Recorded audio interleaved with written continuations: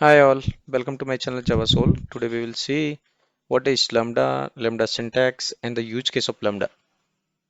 So lambda is a function without name, that's why we referred as an anonymous function also. And it's not tied with the class like a normal class because we used inside a function. We use lambda inside a function. So it can be assigned to a variable and that variable can be passed as an argument like a normal variable. So that's why it's the enable functional programming.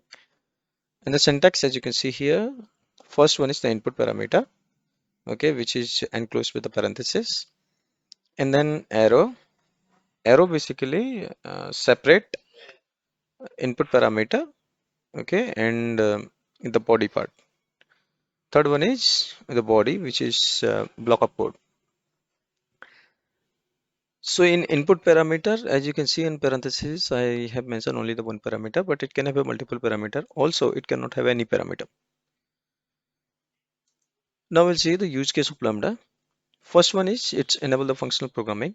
So it was the major switch in Java 8 to enable the functional programming. Second one is to provide the implementation of functional interface. Okay, the functional interface only will have the abstract method and write a concise and more readable code.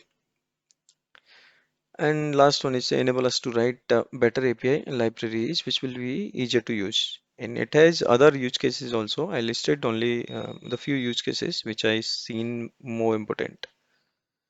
I'm done with this video. Thanks for watching. We'll see with example in upcoming video. Thank you.